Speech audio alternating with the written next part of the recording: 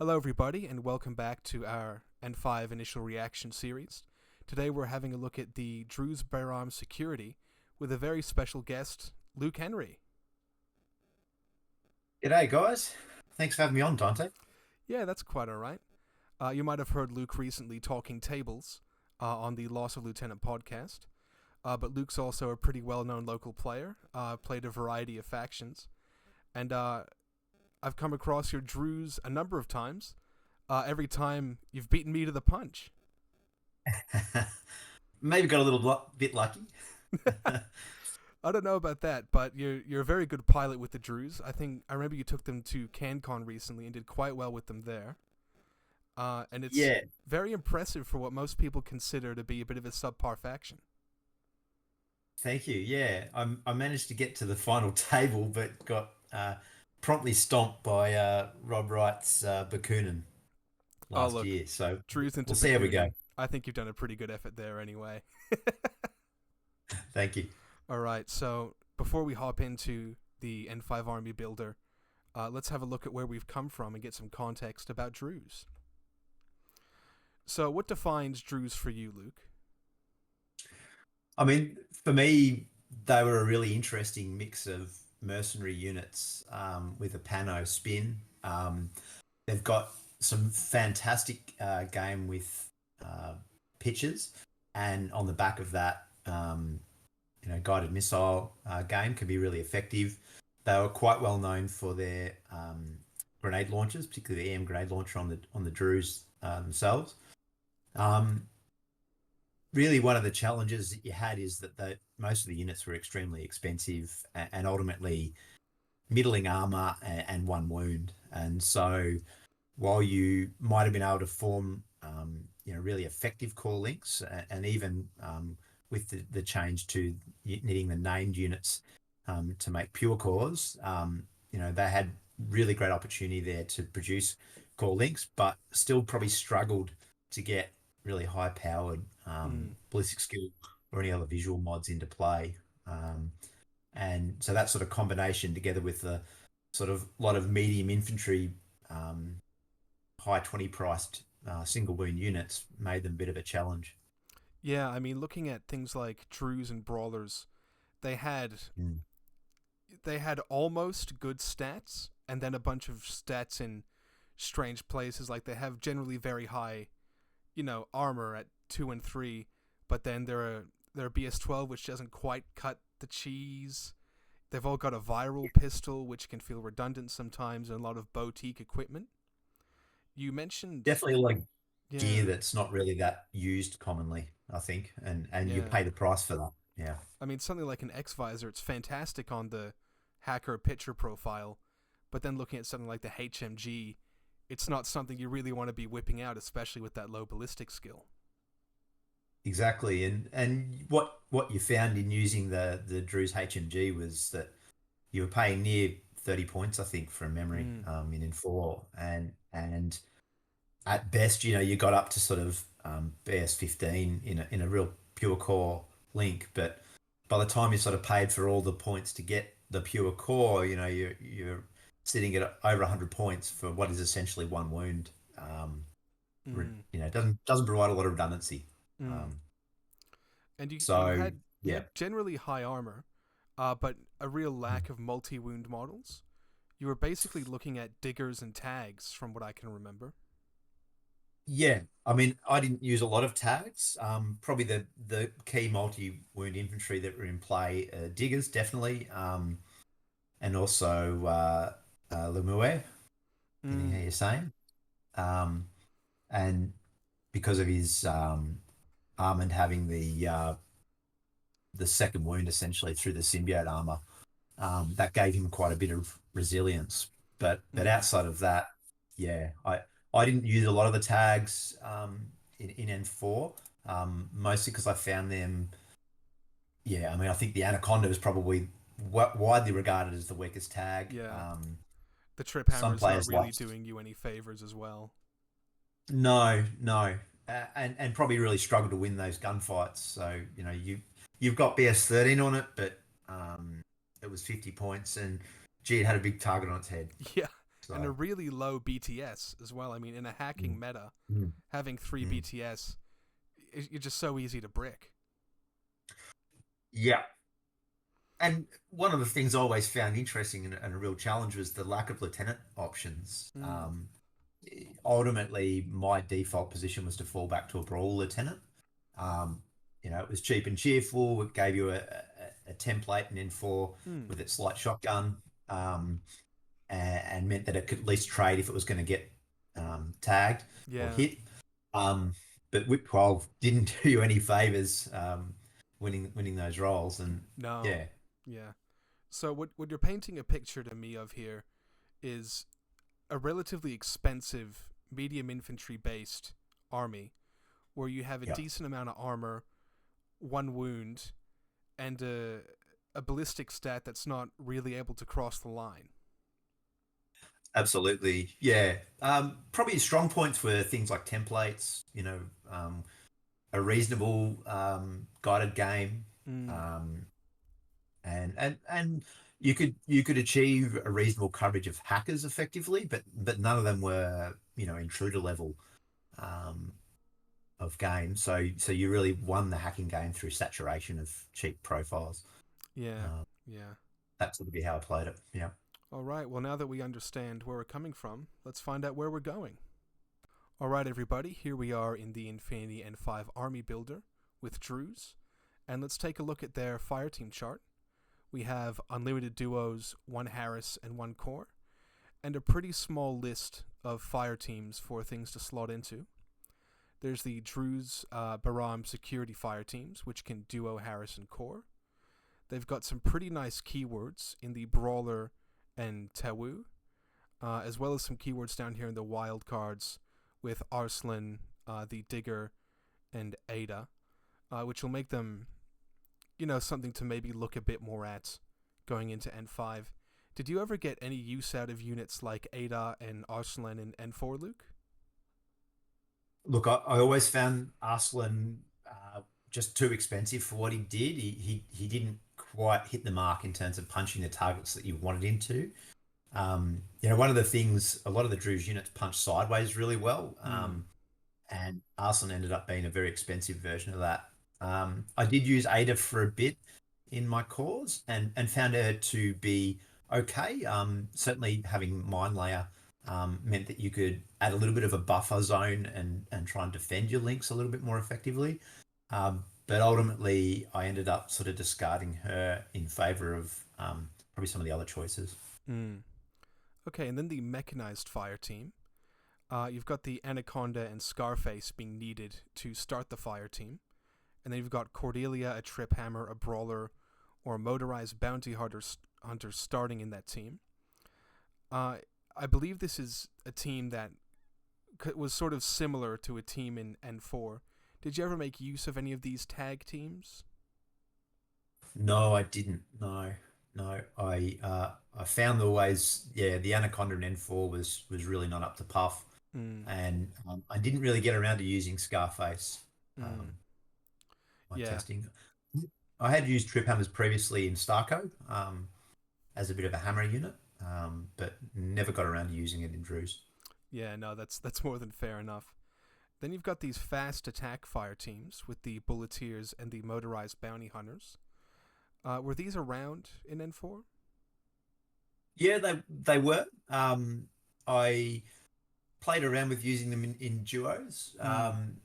And found the Bulleteer to be a reasonably effective attack piece. You're able to get marksmanship up through an Evo, turning into hitting on 15s in good range bands and giving your opponent a neg 6 or a neg 9. Mm. So they can be quite effective gunfighters.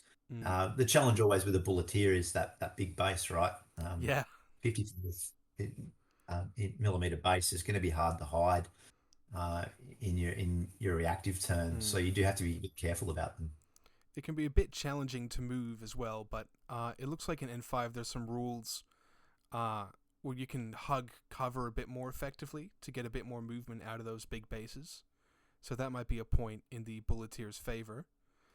How Yeah. likely do you think it is that you're going to be running 2 Bulleteers in a duo to get that duo bonus, or are you thinking there's better things to staple together, a Bulletier and another unit of some kind? Look, I found the Bulleteer to be effective in N4, and I think in N5, being able to get the pure link bonus and being able to roll 5 dice Mm. on the attack phase, or the 4.5.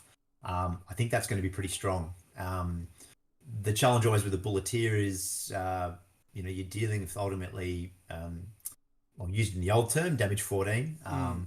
So it tends to punch okay into soft or medium armored targets, but once you start getting more into the tag territory, he's probably just going to bounce off a lot of the armor. Yeah, yeah, and that's I can see that being an issue for the wider faction as well. If you're Mm. not bringing something like guided or something like Scarface, punching through armor seems like it could be a huge issue you can run into. Yeah, look, I think, and we'll get to it. There are a couple of choices now that have opened up in N5 with these refresh profiles, and Mm. I think that will make it interesting. All right. Well, speaking of profiles, let's take a look, and we're going to start a bit different with the medium infantry, which are sort of the rank and file of Druze. And we'll start with the brawlers, mercenary enforcers. Uh, I remember the multispectral visor level 2 and hacking profiles being the standouts for me. You mentioned that lieutenant as well.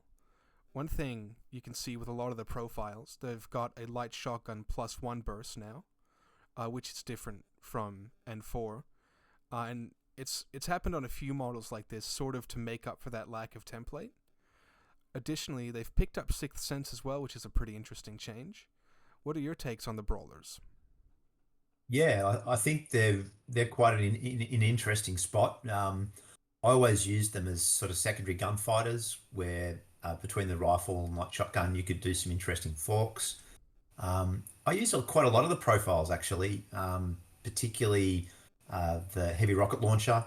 Mm. That HRL with an X visor was is cheaper in N5 and was still pretty cheap in N4, and you're able to get quite readily a 2 dice in ARO. People rolling into him are risking their luck with the HRL damage profile. Mm. Um, the sniper is quite effective, and I think we'll see more play moving forward. It's picked up AP mines, which is quite an interesting choice, particularly given it's a range gun or long range Yeah. gun. Well, it hasn't gone down in points from N4, so it adding the Uh, AP mine and keeping that points cost is a little strange side grade to what you saw in N4. Yeah, look, I always struggled to use it. I think I found other ways to leverage the brawlers, but Mm. certainly some of my early lists tried to touch on it a bit. I was probably coming out of a smoke shoot type mentality, so that multi sniper becomes sort of a key profile to a lot of people starting out. But Mm. uh, with the addition of Sixth Sense to the profile, I think the HRL is at a really good spot. It's hard to outrange it or get it on bad odds. Sixth Mm. Sense means that shooting through smoke against it's not going to really bother it. Maybe the main area that you'll see some people, pushing it will be through mimetism. Mm. Um, but it's really easy to get even just a duo of these guys, get the HRL in there with something else, and you're going to Yeah. have a great time. I mean, yeah, I can see really spamming these guys pretty heavily, and Yep, just forcing your opponent to take engagements where eventually something won't go their way, and maybe that's sort of where you use the brawlers. for sure. And that HRL, I think, is the key profile there. Mm. I'd give a quick shout out to the Brawler Doctor. I mean, his main challenge is that 19 points in Whip 12 is not amazing, but I found him to be a useful addition to add to pure core links that were going up the table. Still armed with that rifle light shotgun, so Mm. as a backup, sort of charge a room type piece, he can kind of do it in a pinch. And really, he's one And of your only doctor options in the faction as well. that's it. Yeah. Yeah. So I found particularly given you're dealing with a lot of one wound friendlies, having a doctor on hand to try and bring them up can just keep your key pieces on the table that little bit Mm. longer, Yeah, no, even at that's this hugely point. valuable. Yeah. Mm. A lot of people are saying moving into N5 that it's sort of the death of the 5 man or 4 man core and kind of duos and smaller teams is going to more be the direction. How do you see that interacting with the lower BS of the Brawlers and Druze, where you might want to be going towards that 4 man team to get that ballistics bonus? Look, it's really interesting. I think you're seeing across N5 a dropping down overall of ballistic skill, particularly with the drop in the pure links use and the ability to get the +3 that was there previously. Mm. So I think it's going to be interesting to see how it plays out. Obviously, Drews are going to struggle to get up to BS15 gunfighting. But where they're at the moment, they're probably not losing out a lot. So something like a brawler HRL again, if you can pretty readily get them up to a pure 4, Mm. and then because of that native sixth sense, they're not losing anything having a fifth member that's not keyworded. Mm. Um, it might keep them in the fight a little bit longer. Mm. Ultimately, they're not super expensive. They're probably a little more expensive for a disposable arrow piece, but yeah, they've got the ability to punch back. Yeah, and if you've got 2 armor, if you got a doctor backing you up, there's a non-zero chance of recovery there. Yeah, I mean, Yeah, I'm quite a big fan of the brawlers. I've played a fair bit of Ikari Company and a little bit of Capucalchi as well, where the brawlers pop up. I'm a big fan of the multispectral visor, multi sniper, in an active capacity. I think reactive yep, is probably a bit of a trap, but if you can put smoke in front of it, it's kind of along with the bulleteer putting that heavy negative modifier on your opponent. It's one of the fewer, I guess, more reliable ways to get a shot through that's more sort of in your favor. yeah, I absolutely agree. Yeah, that using it as an active turn piece, I think, becomes important, and later you can use it maybe turn 3, just leave it standing up, Mm. um, to force an opponent to trade into it. Yeah. And sixth sense in a duo with smoke shooting, it really Mm. makes your opponent want to think twice about shooting back. Um, Yeah, yeah. I mean the challenge with yeah with if they just dodge, then it's going to put them at you at ordinary odds to land the shot. So Mm. I don't know. I don't know that it's going to be really interesting. It wouldn't be my first pick, but I think it's definitely an option. Mm. Um, I do a special shout out for the hacker. I mean, Oh yeah. again, it's only WIP 12 and BTS 3, ordinary regular hacking device, but he's 16 points. So he's cheap and cheerful. Um, and in the faction, weight of hacking becomes important, I think, if you're going to go down that path. So Yeah, having him there definitely. was not active turn hacking, but reactive hacking in conjunction with other hackers can be really helpful. Mm. And brawlers are kind of the line troop of Druze in a sense. A lot of line troop hackers don't have that 3 BTS, and if you're playing your cards right, you're generally having your opponent hack you through their repeaters. He's decently survivable to a Trinity, especially if you've got multiple hackers through that network. Yeah, absolutely. Yeah, Also, the yeah, Cybermine's pretty nice. It's had a change in N5 where it now triggers on non-hackable units, inflicting a flash save, essentially. So you've got the AP mine on the sniper rifle, you've got the Cybermine on the submachine gun. With the baggage changes as well, you've got good places to put spare orders or to set up a defense yeah, in your deployment zone if you're getting worried in the mid to late game. yeah, yeah. I think you'll find that these guys will be providing a decent chunk of your list. You'll see, I think, at least probably 2 to 3 in every list. Mm. Yeah, no, I definitely back that. The light shotgun +1 burst change as well. If you're in a duo, that's a burst 4 light shotgun in a +6 range. That's pretty devastating. Yeah, yeah, absolutely. And that tended to be their use. As I said, as a secondary sort of gunfighter. If you got a Mm. storm a corner or something like that. These guys can pack a surprising punch. But again, you're punching probably sideways rather than up into armored Yeah. targets. Mm, yeah. Well, yeah. No, look, I dig the brawlers. I think they're pretty cool. But let's take a look at the Druze shock teams, who are relatively the same. They've all had a big points drop. And they've got Warhorse, which is the new veteran. While getting all the benefits of the veteran skill, they also now ignore BS attack -3, uh, which is a pretty nice little change. Definitely. I think that is going to set them up to be a more interesting unit. The points cost was the major drawback to them previously. By dropping it down, I don't know that you're still going to see a lot of them, but you should still see a couple of Drew's units come into at play. Mm. The HMG is probably the sort of the default backline gun piece if you're not using a tag. I'm not a big fan of it for 28 points and one wound. Um, Warhorse is an interesting skill set in that I don't know that there's a lot of BS attack neg mods at the moment. There's a few out there, but it's not anywhere near as Well, common as look, mimetism. depending on who you listen to online, they're everywhere or nowhere. So take your pick. Right. Yeah. Looking at the The main profile list one, here, uh, yeah. looking at the heavy machine gun, kind of talking about an active turn gun piece, I'm finding myself more drawn to that MIM 3 multi sniper. How do you feel about that profile?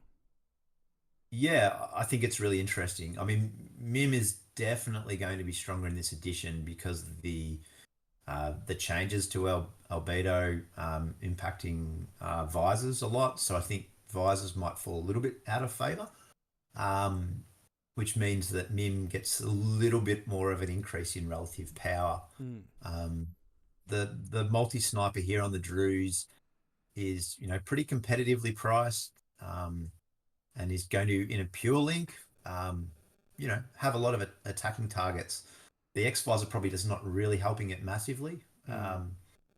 Yeah, damage 16, well, using the old N4 parlance, Yeah, I'm is not going going to to get a pull bit of you on that. Yeah. yeah, But yeah, I mean, yeah, old look, habits die hard. a linked up, BS13, MIM 3, damage 16 multi sniper. Is that, I mean, that sounds like one of the better active setups to me in the faction.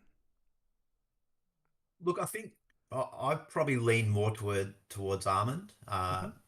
and certainly in N4 I was, and I think Almond is probably going to give you better bang for buck.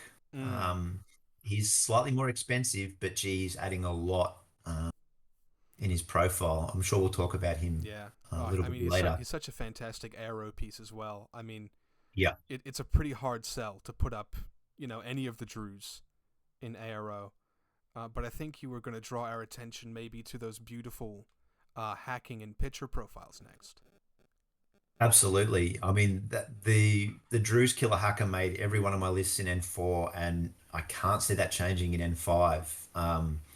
The the combination of BS12, um, the X Visor means you're putting a picture out on flats to 32, which It's is so crazy. reliable.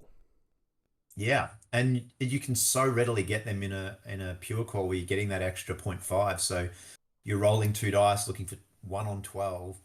Mm. Um, if you pretty reliably land that, and you can do that twice, and then with the baggage reload for free means you're going to be readily covering the table with pitches. You'll get them where Mm. you want them pretty easily.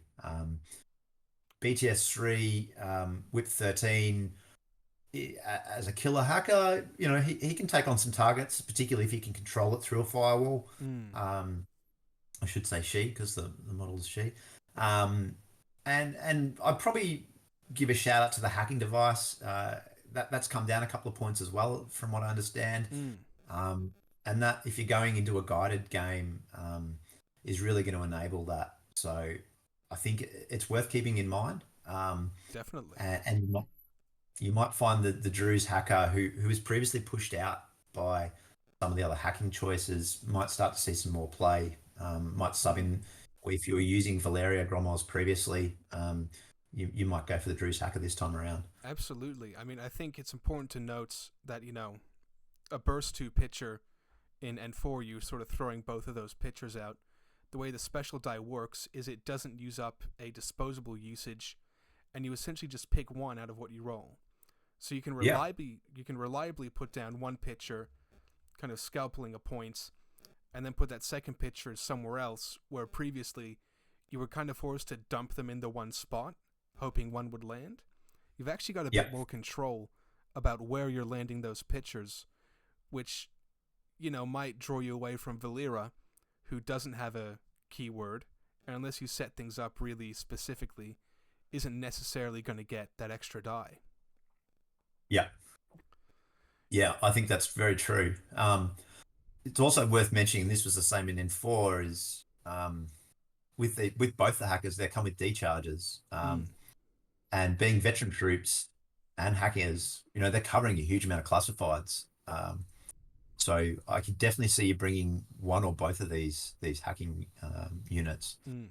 uh, and really easily getting them pure duoed, even if you need to. Yeah, absolutely. I mean, I've got a very soft spot for the Druze and Kapukalki, and Mhm. some of the other mercenary factions. Where yeah, the killer hacker made it into every one of my lists as well.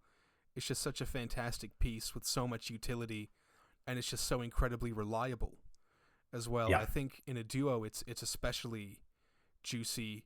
It's still got a combi rifle plus one damage, which is a pretty decent weapon. If you got something with a longer band and the Druze there with the pitcher, as that closer gunfighter, that's still a pretty good synergistic relationship that you don't necessarily get from other hackers who are maybe leaner and more specialized. absolutely. Yeah, I mean the fact that it's so easy to pure link them means getting that extra dice. You're getting a damage 14 combi rifle. Mm.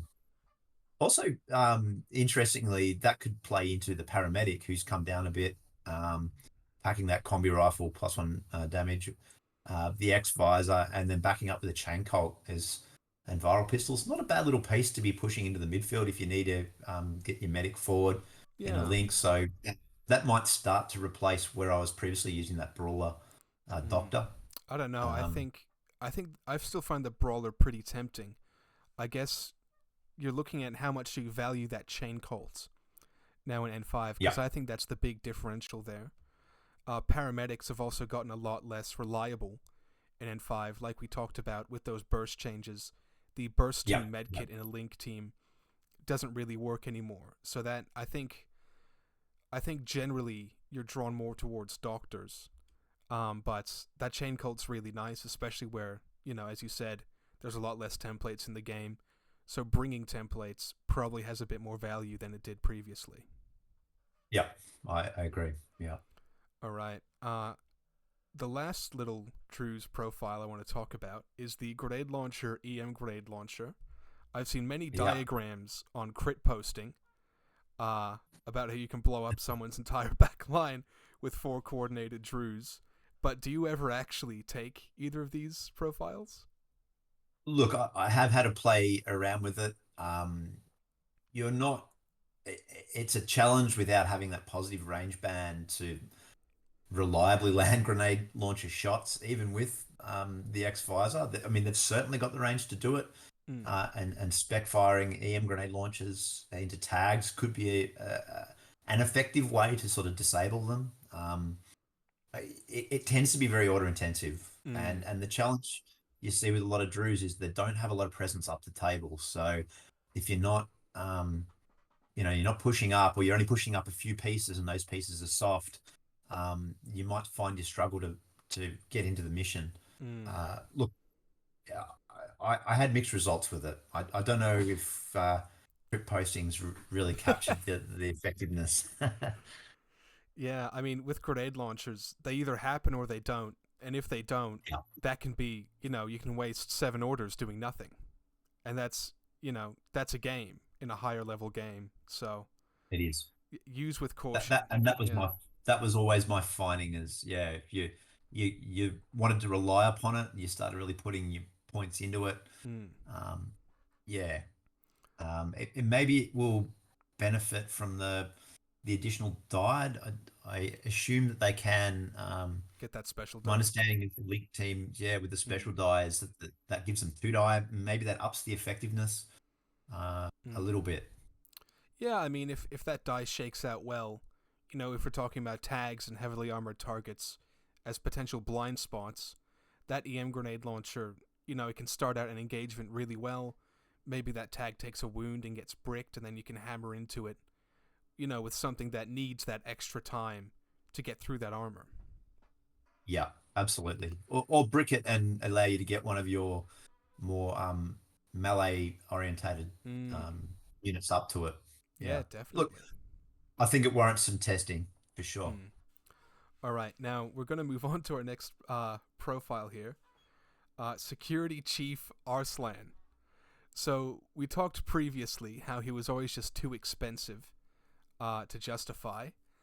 And I've got bad news. His price point hasn't changed, but what has changed is that he's got a bit of extra gear. Namely, and I think the big one, is this disco baller. Uh, Yeah. and I think, yeah, he's got that disco baller. He hasn't really changed in price point. He's BS13 with a multi rifle. And, a multi rifle, that's not something you see an incredible amount of in the mercenary factions. He's got no wind in cap, which is pretty rare for the faction. He's got the Warhorse buff. Do you think this is enough to push him over the line to usability? No, I do not. Uh, I look, I can't see using him. He's just not bringing enough to the table. Or what he is doing is he's paying a lot of points for a wide range of gear and skills that don't all work that well together. So, MSV1, X Visor, Warhorse, they're kind of encouraging you to shoot with him, but you're probably only really using one or two of those abilities at once. Mm, Um, he's got no win in cap, but no shock immunity. Maybe that's less relevant. In N5, you're not seeing as many shock weapons. Dodge mm, +3 on a Fizz 11. It's not saving him. So yeah, I mean, I think the main thing you'd be looking at here is whether the disco baller is going to give you an X factor and let you move units in the list forward. And particularly if you're finding that you're bouncing off against really aggressive MSV AROs like the Black AR, mm. um, you know, whether the disco ball is going to help you um, take that off the table or at least allow you to move forward and engage it. I I have an opinion on Arslan, and I think it's the direct opposite of yours. I think when you Yeah. look at the faction and the models you really like, for you it's Armand Lemutes, it's the Bulletier. For me, I really like smoke shooting with that brawler. And then, you've got really good warbands who can move up under smoke, but all of that is very weak to a multispectral visor. Yeah. And I think having that disco baller, because if you get a good enough MSV ARO down, something like a Grenzer or the Black Air you mentioned, or a Bolt, it seems like that's going to be a pretty significant roadblock to you. And having that X Visor disco baller to block off a line of sight at a pretty long range can give you a lot of freedom in movement, to then maybe maneuver something to land a pitcher or something like that.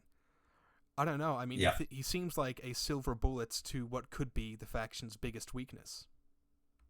Look, I think that's definitely a worthwhile comment. I think that disco baller is probably going to maybe give him legs. Mm. It'll be hard to sort of see, paying 35 points for a disco ball, and you Yeah, maybe not going to use yeah. him elsewhere.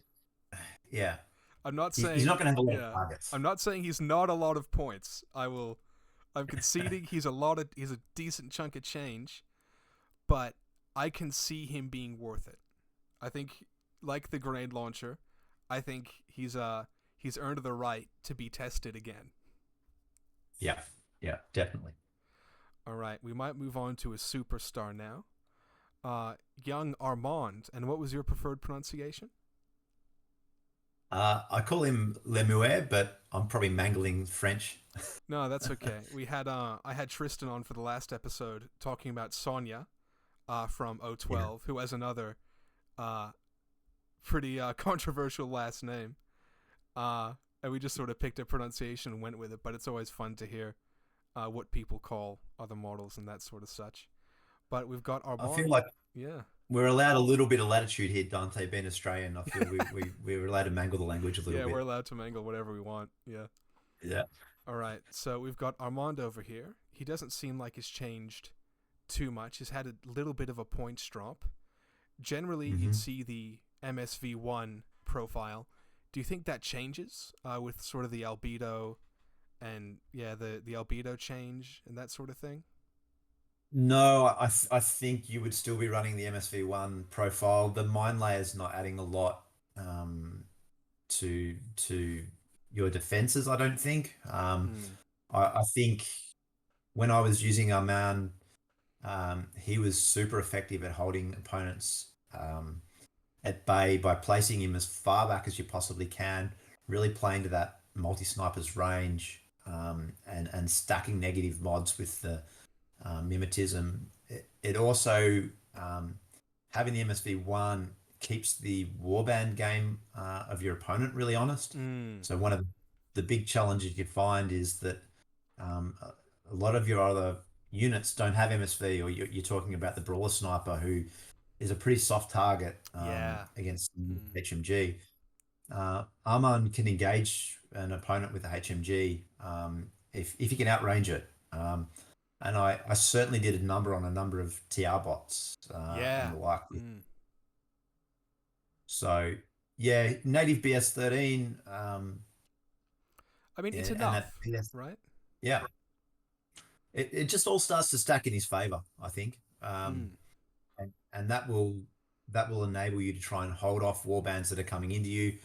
Look, worst case, he loses that first wound and then drops down to symbiote armor, and then you're probably not as effective, but you're still a BS13, multi sniper. Yeah, I mean, and it's all about just wasting your opponent's time on that first turn. Uh, Yeah, I saw Armand, quite a bit in a lot of vanilla factions, sort of as babies first. I don't really know how to defend in a vanilla, and he's always been quite effective in that role. But you mentioned him yeah, also having some active turn capability. absolutely. Yeah, I was in all of my games at CanCon using him both reactively to hold an opponent back and then actively to pick out targets, playing with outranging things to really force the negative mods on the opponent, and he having the BS attack, having a AP on the sniper rifle or DA rounds, Mm. you can really get a bit of damage in. Yeah. Mm. Now he does have a bit of close combat capability. Um, Unfortunately, the breaker pistols he used to be able to use those in CC. No longer the case. Did you ever find him getting into close combat, or is that more of a pipe dream? No, I think the CC21 and Natural Born Warrior, it's not going to be as strong as in N5. To me, it was more of a deterrent for Mm. impersonators and the like coming into him. I think he's probably now at a little bit more risk of that happening, but it's a high CC, so it's really risky for someone coming into him in melee. Yeah, I mean, I think he's got the perfect amount of CC to turn someone coming into him into a coin flip, and that's Yeah, really what you want. I mean, when you're looking at Infinity, it's a game of a lot of risk mitigation, and usually Infinity players don't like taking big risks, and a 50-50 coin flip, that's a pretty big risk. yeah, yeah. Well, Armand, it looks like is going to serve us quite well in N5 going forward, but let's take a look at some of our light infantry, starting with Valeria Gromos. I'm quite fond of her from Corregidor, and I saw her in most Druze and other mercenary lists I came up against. Do you think she's still going to be as popular in N5? Look, I think she's probably at risk of being overshadowed by the Druze hackers now. Mm. She bringing the whip 14 to the list, which and if you're trying to get weight of hacking in, she can add a bit of value there. I don't believe she's Drew's keyworded.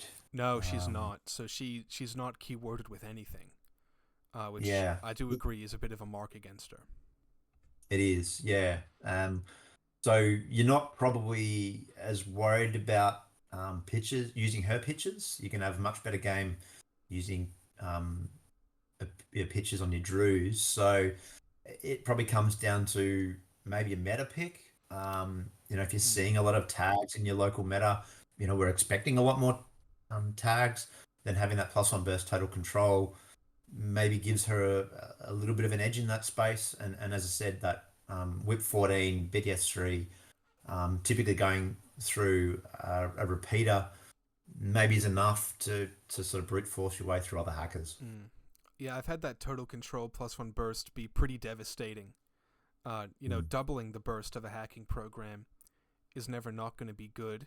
But I think really in the Merc factions, you were taking Valyria as that Whip 14 to push that spotlight through. But active Yep. turn spotlighting has actually gotten quite a lot better in N5. So I don't think you need to rely on that extra 5% whip as much as you did in N4, where the burst 2 spotlighting from, say, the Druze hacker is going to be enough. Mm. Yeah, I'm inclined to agree. Yeah. I don't think you could go wrong. I think you're always going to bring certainly the Drew's killer hacker, Mm, and you'll need that to sort of clear the way. You want to be able to dominate the hacking game. You need to pick out a few other enemy hackers, and pick them out so Valeria can open up and be able to hack, or the Drew's hacker mm, to get into targets. mm, Yeah, my concern is the keyword piece is probably going to hold her back. In an ideal world, she'd be great if she was keyworded and you could partner with a brawler HRL just mm. to turn on the extra dice for him. Um, Yeah, but yeah. we'll see. I mean, what's She's loading? not expensive. No, no, she's not. Yeah, she's actually pretty reasonably priced. She has a very lean profile compared to what you see with some of your. Well, she's lean and high quality, in a Yeah. way that the other hackers don't really share. The brawler's very lean, but it's not high quality, and then your Druze are fairly high quality, but not incredibly lean. She can be quite interesting with having the zapper there as well. If someone's coming in to try and pick her out with close range shooting, being able to tag them with the zapper and stop an attack run, Yeah, it can be really interesting. Yeah. yeah. No, I think something like a Moonraker trying to clear through your deployment zone. If you can make them hit Val first and hit that zapper, sure, Val's probably going to eat it, but stopping that attack run where it is pretty Yeah. valuable. And I think that knowledge is coming more to the forefront, as emitters have gotten a lot better. Just being able to stop an attack run is really valuable. Yeah. All right, well, we might move on to Ada Swanson. She's gotten a teeny weeny bit cheaper, but otherwise is pretty much unchanged, aside from this decoy, which is new. What's your take on the new Ada? I think she's in a funny spot. You don't need a lot of close range gunfighters really in faction. You've got, quite a lot of them already. So she's probably missing out here, I think. The FTO profile is the one you need to, if you're going to duo with someone. And at that point, you're spending low 20s and you are starting to compete with Drews and other Mm, units or brawlers. So she's got some interesting skills. Probably one of the downsides for her, unfortunately, is not being able to use pistols in CC means she's going from having that viral pistol being online to just a shock CC weapon, which means she's not going to be as deadly in CC as she was probably in the last edition. yeah, I mean, it seems pretty hard on the poor girl. I mean, really, you're taking this FTO. I don't really see a space for this mine layer decoy. I mean, who's scared of an Ada decoy, right? Um, Yeah, the martial arts, it's fine. It's not quite getting to that, plus one die roll. Yeah, I don't know. I mean, like you said, you're competing against Druze and just not really beating. She's doing quite a lot, but none of it's really to a quality that she needs to beat out of Druze, I don't think. I think you're right. Yeah, and submachine guns not having AP, it's going to be problematic. She's not going to be able to punch into armor like you need. You can Mm, do some cool forks with the viral mines and stuff, but yeah, you've got better choices, I think. yeah. All right, well, let's move on to a profile that's had a bit of a rework. We sort of saw Yeah. this rework towards the end of N4. It's Tawu, Mastermind, and Schemer. The main ones, he's now picked up Ballistics Attack +1 Burst, and has had a bit of a rework with his profiles. What's your take on Tawu in N5? I was a big fan of him. I mean, in N4, Hollow Mask and his combination of weapon skill or CC skills meant that he was quite an interesting sort of counter attack piece. Mm, That's not going to be as effective in N5 with the changes to viral pistol, but you got that para neg 9 CC weapon, so he's going to really be able to go into a lot of targets, potentially tags, and knock them down. Counterintelligence can be really helpful in faction um, mm. if you're going first because you are starting back a bit. So having that extra order if someone's docking orders can help. But probably the big change is the glow up on contenders, Yeah, I was which going to see if you were going to bring that up. yeah, combined with Beard's attack +1 burst, he's shooting out a good range band with a pretty nasty weapon. Yeah, I He mean is key it's wounded. essentially a T2 Spitfire with a good range band Yeah, on both zeros. yeah. Think I think it's really worth considering him now. If you weren't in N4, you should definitely consider him now. 18 points, he's bringing a lot to the table. Yeah, he's not going to be as good with with the CC as he previously was, but he's got a decently nasty backup gun there. Mm. I mean this might be a bit controversial, but he seems actually very duoable as an active turn piece with that contender. Yep. If we're talking about sort of, is that four-man core going to live on? Is like a bunch of duos the way to go? Zero Swick, 18 points for an active turn gunfighter. I mean, if he hits with T2, and it's if he hits, but if he hits, that's really deadly. For sure, for sure. And I think even can catch people out if you're leaving him as a corner guard somewhere. Someone thinks they're going to run into a lieutenant decoy brawler or something like that. Mm. They're going to try and engage them at range. Suddenly they're in range and he's shooting back with a contender. It could have a lot of play. Yeah, Yeah, no, I really like Tawu. I think he's definitely one to give a shot. I like him quite a bit. yeah, All right, then Fiddler has weirdly gone up a point.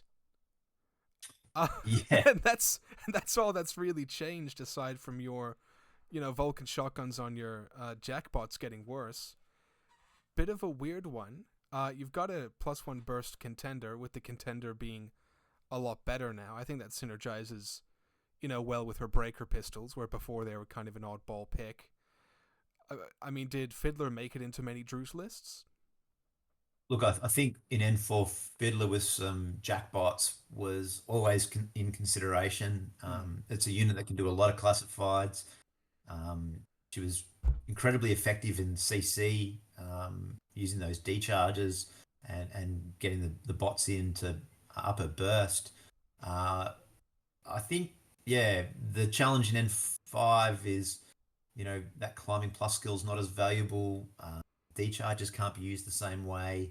mm. Um, she's the FDO profile. I should say the FDO profile is not linkable in Druze, so you're probably not really seeing them join a link team anywhere. Yeah, Um, yeah, I don't know that they're going to make the cut I mean, you in talked a bit N5. about the decharge change. You're getting a -6 using decharges in CC now.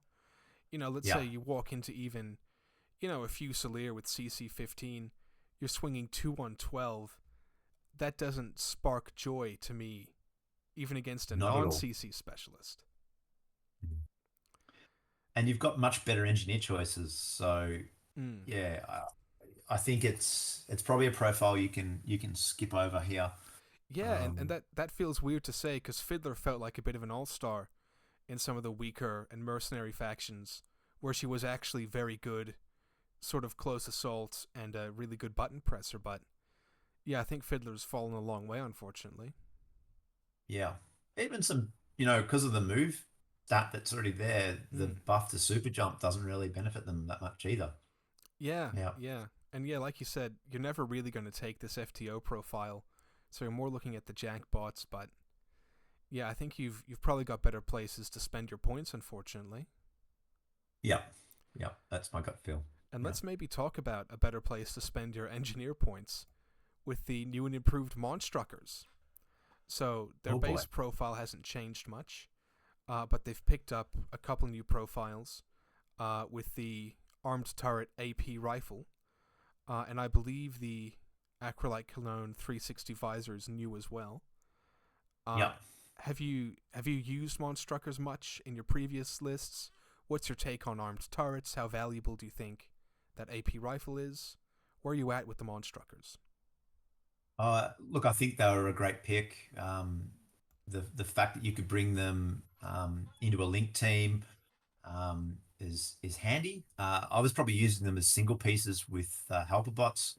Mm, If I was bringing along a TR bot, so using that to sort of keep a missile or TR bot up was really advantageous. I think you're always going to use the irregular order here. If you take that turret profile and put out an AP turret each turn, it's really going to help keep an opponent back. Being the AP rifle is a little bit more punch to it than some of the other turrets that are out there. I don't know that I'm not expecting to see turret spam as a really effective play, but no, I'm me happy to neither. be wrong. Yeah, Yeah, yeah. There's been a lot of doom posting regarding turret spam. I think it's good, not that good. But yeah, me and Tristan did talk about Monstruckers maybe being, one of the best irregular units in the game, just because that irregular order is so useful with them. You could throw out a drop bear, heal something, and this turret just gives it one more thing to do. I'm pretty yeah, for attracted sure. to that EM grenade profile in a brawler link. If you can, get that +1 to ballistic skills, you're spec firing that, on a 7. Oh, sorry, no, on a 10, which is pretty good. Yeah, yeah. Look, it's probably overshadowed by the Druze M grenade launcher. Hmm. Um, that's yeah, I mean, you're saving that's yourself a probably where swig, which is pretty true. attractive. Um, Yeah, but yeah, no, I think there's a lot you can do with the Monstrucker, and I think it's a pretty strong piece, both linked and unlinked. I'd probably be going. The pick of profiles for me is that submachine gun, chain rifle, and turret profile. Hmm. At 15 points, that's a lot of value. Yeah, It's that's giving you really another nice. baseline template. So if someone's trading into it,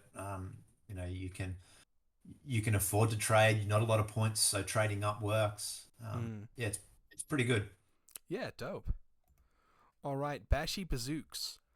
Uh, everyone's had a bit of experience with the Bashi due to recent ITS rules, but have you ever taken one on its own in a list? And do you like any of these new profiles? It's got quite a new number of pretty decent looking profiles. Yeah, I mean, the Bashi's it's always been really useful. I think it depends on the mission involved and what you're trying to achieve. Um, Having the boarding pistols an interesting piece. It means they've all got those template weapons. Um, And a double can template create at some really that, interesting which thought. is Yeah, pretty rare nowadays. the +1 burst contender we've covered off. Oh, If you can tag an opponent with that, I mean, you are only BS 11, but add surprise attack in, dig into a flank, mm, firing out of a hollow projector. Yeah, I think you can create some interesting pieces. The T2 boarding shotgun with best attack AP might be a flex pick here. We've spoken a lot about how armor cracking is a bit of a faction problem. mm. Having this guy be able to come in behind a tag um, and try and take it out, or at least put 2 wounds into it, might be enough to justify the points. It's not super expensive. No, it's not. I really dig both of these new profiles. Something I did even in N4 was to walk on the Bashi Bazook just as a hollow mask, bluffing a Yan Yan. Then when someone goes Yeah, to dodge the chain rifle, just burst into them with the gun, essentially for free. Um, Yeah, I love it. so I really like that contender profile, and yeah, I think you're right on the T2 boarding shotgun. Um, yeah, I mean, if you can knock down ARO pieces around that tag, even just putting it, if you can't get cheeky enough to go around the back, putting it in front and saying like, okay, you can drop that, template on me if you want, but do you really want to give me these two free shots that could kill you if things go wrong? Yeah. Yeah. And it's having hollow projector is, if you're desperate, you can just force the walk on and see how your opponent rolls, because they'll be guessing into one of three choices. So it can be yeah, Yeah, no, I definitely did surprisingly that high. with the ITS Bashy Bazook more times than I'd like Mhm. to admit. And yeah, it works like, two and three times it works out. Yeah, it does. All right. Well, I mean, I'm pretty high on the Bashy Bazook. It sounds like you think they have a bit of application too. But let's move Yeah. on The to the yeah. the main challenge with them, I'd say, and it's sort of touching the previous profile and the next one, is Mm. just how many irregular orders you want to run in your list. Yeah. I think Yeah. it's going to set up how you use a Bashi. If you're using Monstruckers, you lean into Libertos. You might find you're running like four irregulars, and that's starting to push the friendship, I think, for Druze. Yeah, I mean, usually, the stock standard is usually to take a list with two warbands. Uh, you've got a regular option for a warband, but let's say you take two Zellenkriegers, that's already two irregulars in your list, and three is sort of when most people say, okay, that's more than enough, and I'm actually feeling a bit of pressure. Yeah. All right, well, let's take a look at the Libertos, who have basically stayed the same profile wise, but the context around them has changed quite a bit, I think, to where both profiles really have some legs where maybe they didn't before. Yeah, and I think if I'm right, they're a new addition to Druze in They N5. are, I don't believe yeah, they had them in N4. Yeah. yeah. So you've got So the submachine gun chain cult profile for zero swick, or you've got the one swick mine layer light shotgun shock mine.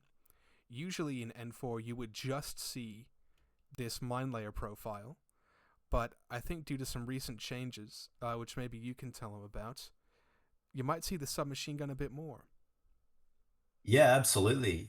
I think the loss of template on that light shotgun has really hurt the Liberto, where it used to be a an active turn fork.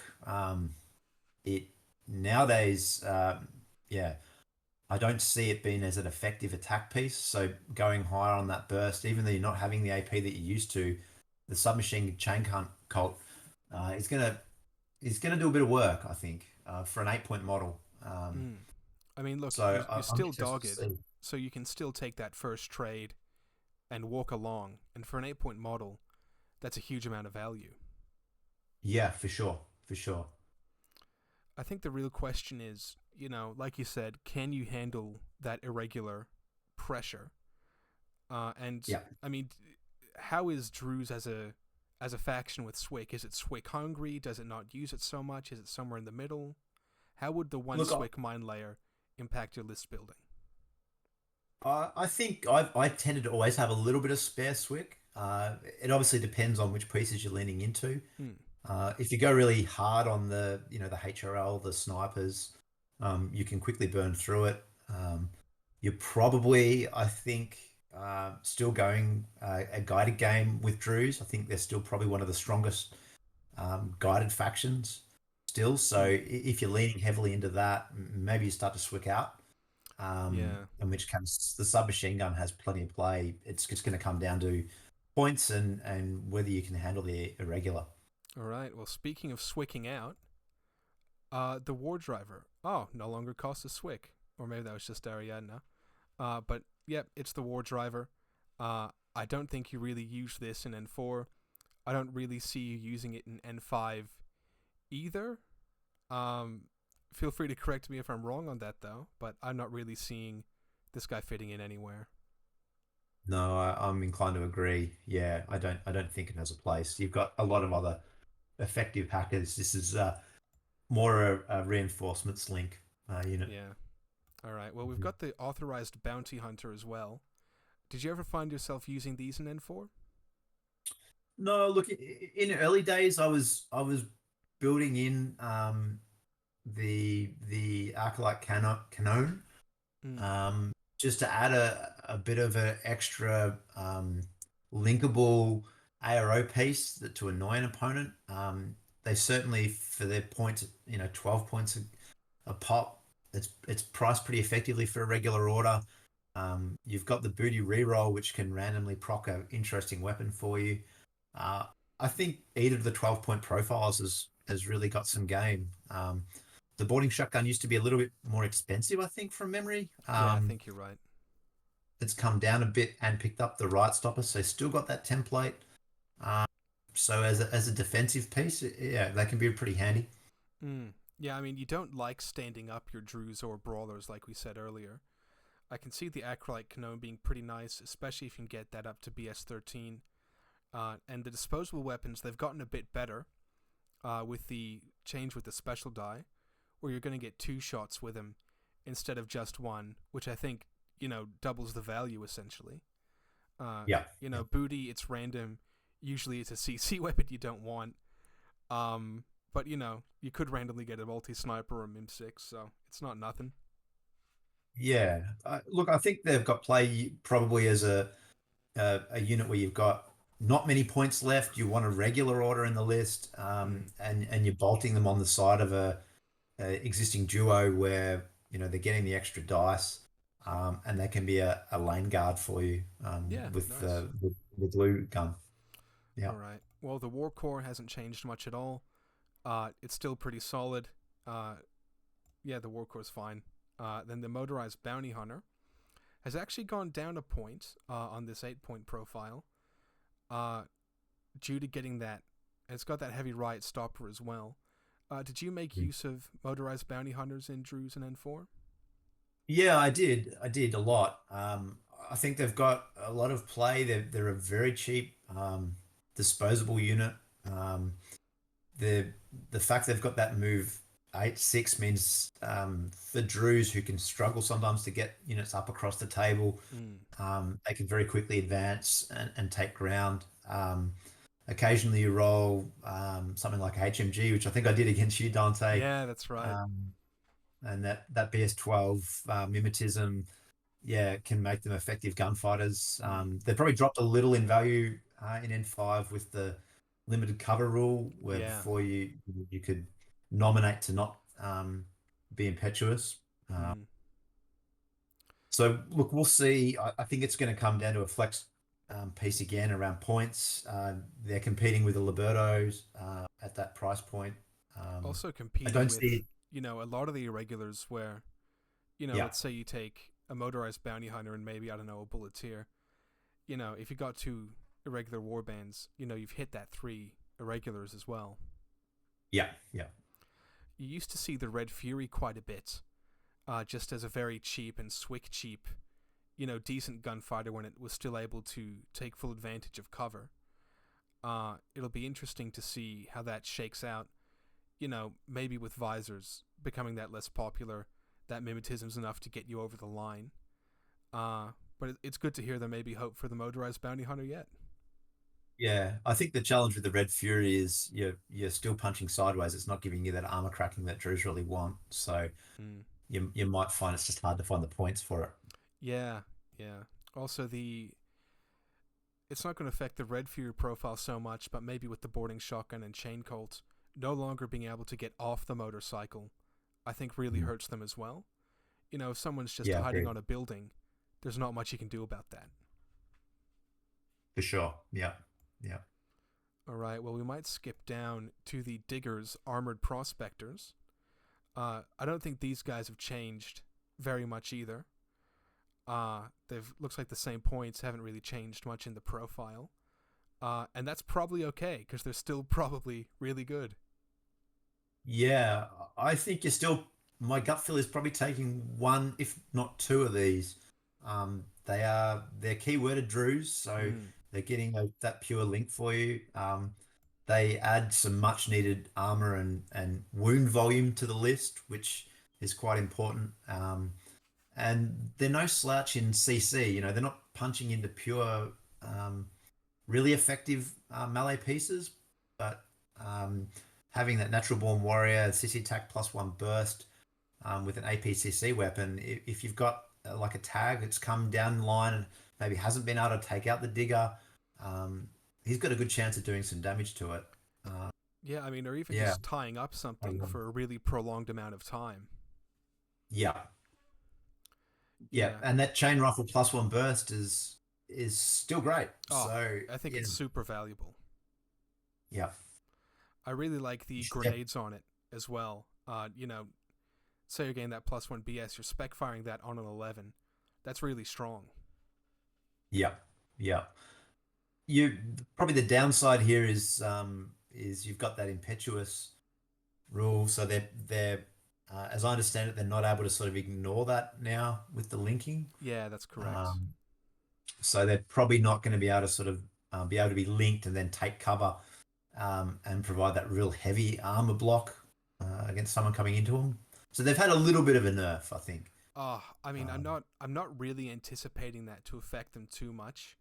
Usually, no, I guess I mean the real big loss, I think let's say if they got limited cover, I think that realistically would mean no practical change for them because usually yeah, you're just chucking out that chain rifle. I mean that rifle light shotgun profile I never really saw anyone take. And I think there's even less reason to take that now, where that chain rifle is really valuable. It's the cheaper great. profile. Yeah, I mean, I Yeah, don't see it hurting them as much as it's maybe hurt a lot of other profiles in the game. and it's 14-point regular order. Like it's That'll doing do a it. lot of work for them. Yeah, Yeah, yeah. yeah, absolutely. All right, well now we'll get into the real wound surplus with the tags. First up, we've got Scarface and Cordelia. Scarface hasn't changed an incredible amount. Uh, and you said you hadn't really gotten around to Scarface and Cordelia in N4? No, look, I hadn't. Yeah, I think the problem of taking them both added a lot of points to the list, and Mm, you were dealing with a faction that had a lot of very mid-priced, expensive units. So I just didn't find that I could bring them in. I readily acknowledge the fact that having those AP range weapons is probably where you had a little bit more ability to shift heavily armored units, but in a gunfight, it's only the base BS-13, so it's not mm. taking any sort of serious contender ARO contenders. I mean, we've sort of seen tags like the Wrecker and the Stigmatron, where that BS-13 and just having that volume of wounds and armor has sort of been Yeah, enough to push through a lot of ARO pieces. Uh, I've used Scarface quite a bit in Ikari and Capucalchi, and I've been genuinely impressed by him. Cordelia really isn't a bad engineer either. She used to be BS-12 with MIM3, so she was actually a pretty decent shot as well. yeah, Uh, yeah, it's important to note that Berserk has changed, and that Berserk is now face to face. yeah, I think this probably hurts Scarface a little. He was one of the models who was really happy just to sort of cop a random shot or template running into someone with that arm 7. But he's still quite scary to get hit by. A DACC weapon with a PS of 4, not a lot's going to survive that. yeah, Um, I think the AP Spitfire, probably a bit of a trap. You just don't want to be spending tag points on a Spitfire band.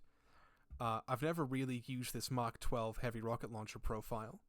I think the +1 burst on the Mach 12 is new, and that's interesting, but I think there's real value in the AP heavy machine gun. yeah. I agree. I think that's the loadout. If you're going to take it, that seems to be the one that stands out. I can see the +1 burst AP Spitfire as having some advantage to roll dice. It just depends on how much you think you're going to be outranged. He's a disposable tag, would be my view. Mm. You're sending him forward, maybe turn 2 to really bully an opponent, take some pieces out, and then have the opponent spending their last turn probably dealing with him up in their face. Yeah, I Tend mean, to be how it's been played. I guess most of your other weapons are sort of snipers and heavy machine guns, so having that really heavy Spitfire assault piece, yeah, I can see that bringing some value in Druze. What's nice as well, he does have some pretty decent duo options with Cordelia, with say a brawler hacker, or even a Yeah. motorized bounty hunter with that chain cult or riot stopper.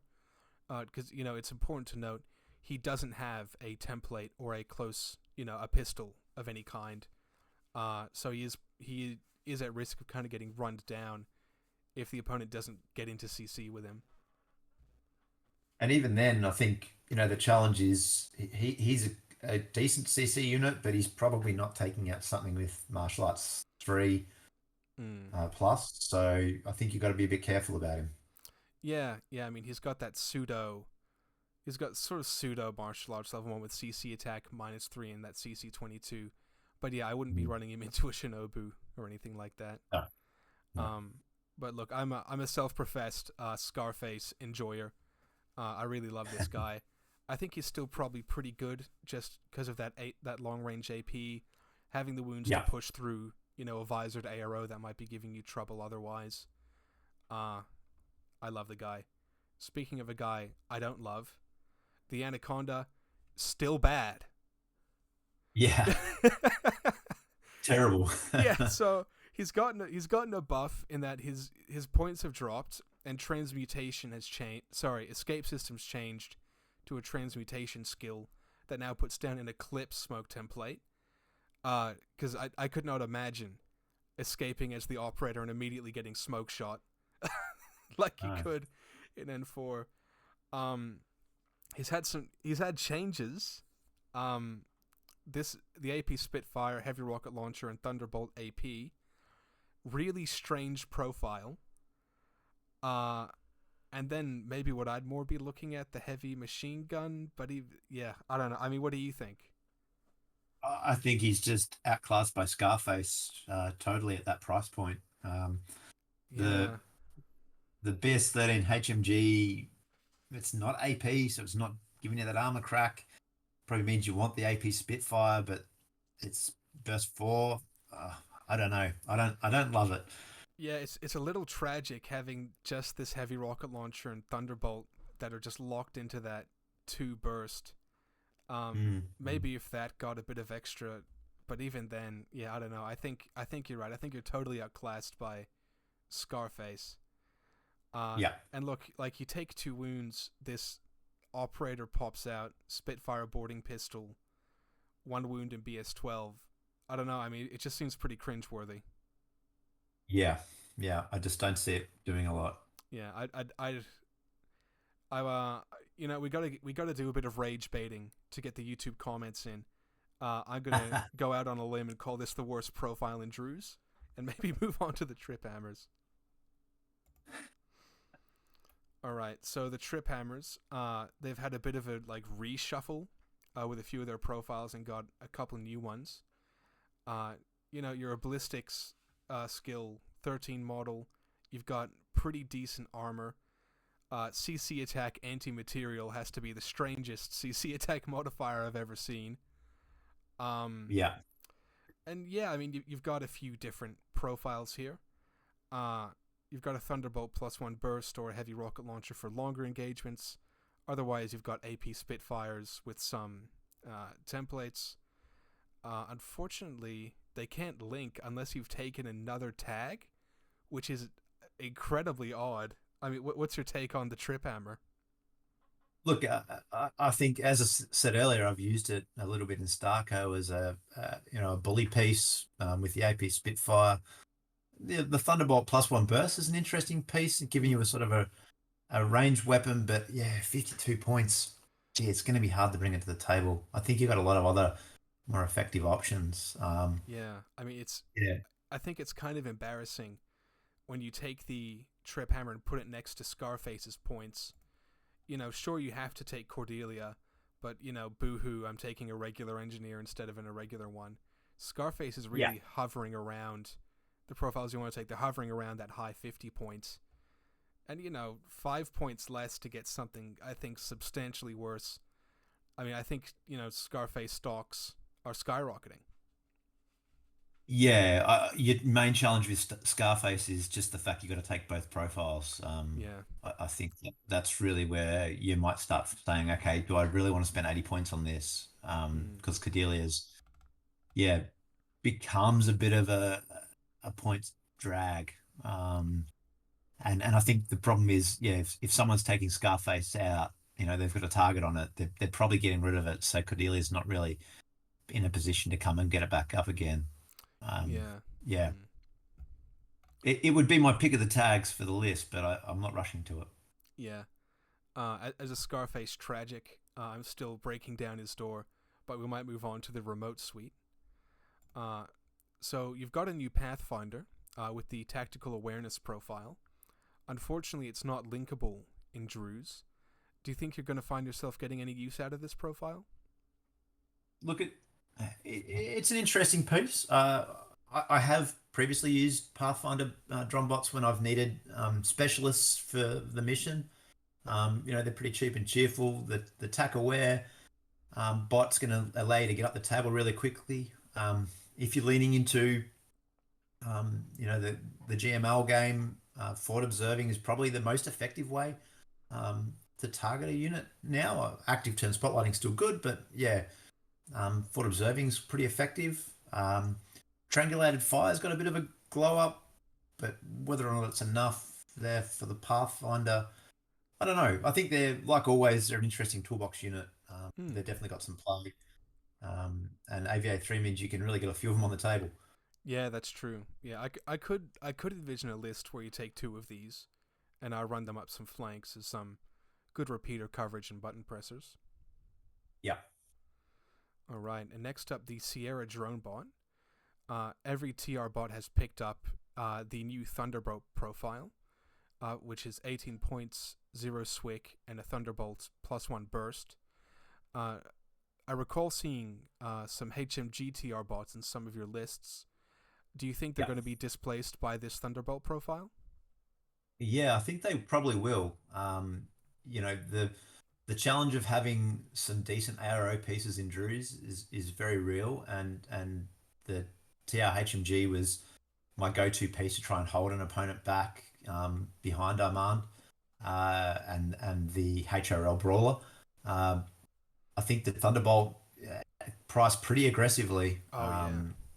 It's a good weapon. It's low swick. Yeah, you can definitely fit that AVA one in. It will be Mm. very helpful to a list. I quite like the Thunderbolts due to the range bands as well. Uh, Yeah, Getting zeros past that +3 range where the HMG would be getting -3. You can sort of play the Armand game a bit, just shoving it as far back as you can while holding a line, and really making it difficult for your opponent to get something in a range that's favorable to them. yeah, and that's really important for Druze, I think, because you're still dealing with probably single wound troops. You don't want really aggressive or fast moving pieces coming up into your grill quickly. So being able to hold them back and burn a few orders, the Drombot's going to be where it's at for Mm. that. Yeah, Mm. And I can see potential where you're taking lists that have an engineer anyway, that have that Evo hacker anyway, and this just seems like yeah, another pretty effective target that those units can really support. yeah, All right, but we might go to the goat, the Clipper drawn bot. You've got a new missile launcher +1 burst profile. Literally nobody cares and nobody asked. What we're here for is the missile launcher, which yeah. importantly is linkable in the Huge. Druze teams. We've seen a few profiles like this where they have an FTO, but then some factions can just link the normal profile. Another example of this is the Vostok and Corregidor, where Hmm. in the wildcards having that Clipper drawn bot and it not saying FTO means you can link the guided version. Yeah. Uh, I think there have been some pretty impactful changes that affect the Clipper and the guided. Do you want to talk to us about that a bit, Luke? Yeah. So being a linkable guided unit, you've obviously got the changes to the way in which guided works with respect to um, being range linked now. So having that +3 for spotlight together with the range band adjustment. So you're going to want that sitting probably more at the back line to make sure you're getting over that 24 inches. Uh, but the fact that it's linkable means that you are able to get that bonus die when you're doing your guided attacks. It's not counting as a +1 burst because guided's typically fixed at a burst one choice. So by having the combination of your Druze pitches, that hacking saturation to either get that active turn spotlight out, and then yeah, being able to fire guided two dice, probably 18s. Yeah, it's going to make it a much more effective piece, I think. Mm. Yeah, I mean, some people are calling, the death of guided, with Yeah. the new changes. But getting that bonus die, even though you're now face to facing a reset, it's huge. Usually, piffing out a missile, it's sort of it's a coin flip in your favor. But with those, with those two Yeah. dice, that's doubling your chances of hitting that rocket. And this is where, not to keep punching on him, but Arslan stocks might not be that relevant. Yeah. If you can drop that pitcher 8 inches in front of the Grenzer, Mm. ignore the interventors that are sort of clustered behind it, hit him with a spotlight and missile him out. That's going to be a much more effective way of dealing with him. How dare you expose my Tunguska Link placement? Yeah, no, I think you're Yeah, very right. And if a lot of tables are dense enough to where you can cut an angle, or even rock a cyber mask to get in a spot to land that pitcher. Active turn spotlighting, you've actually got a higher chance to do that now in N5 than in N4 with most units. yeah, Uh, yeah, I mean, I think if you're wanting to play guided in N5, it seems like Druze is the place to do it. I'd say so. Yeah, there's not too many other factions. I think it's is it IA and Shaz that are linkable. Yeah, I Tiamat, think that's correct. Sabak. Yeah. Yeah, so definitely one of the three. It doesn't have to be your plan A, but I think it's a strong plan B that should probably be in most of your lists. Hmm. I mean, even if you are taking that Evo hacker and you've got it in a link, it can stand up, turn 2 or 3 for some ARO duty as well. The Yeah, turn 3, and I stand up my TR bot is pretty iconic in the game at large. So yeah. yeah, no, I think it's really, really great.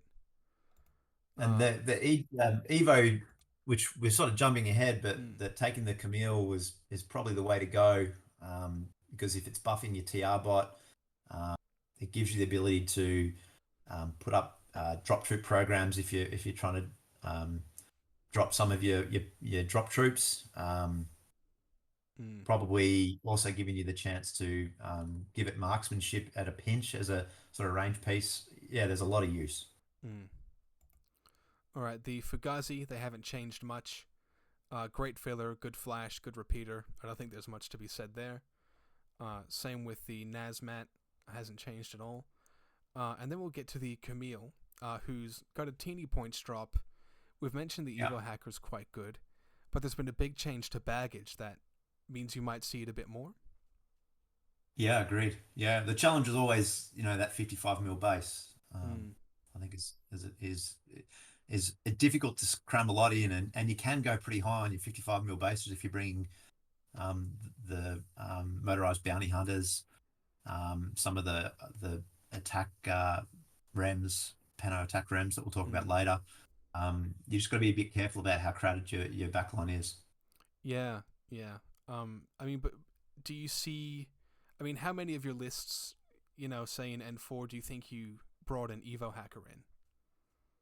Yeah, I was probably using it fairly regularly. Like I said, uh, the HMG TR bot with marksmanship becomes a decent active turn gunfighter. Mm, Maybe that's going to have a little bit more competition with the Druze HMG coming down in points.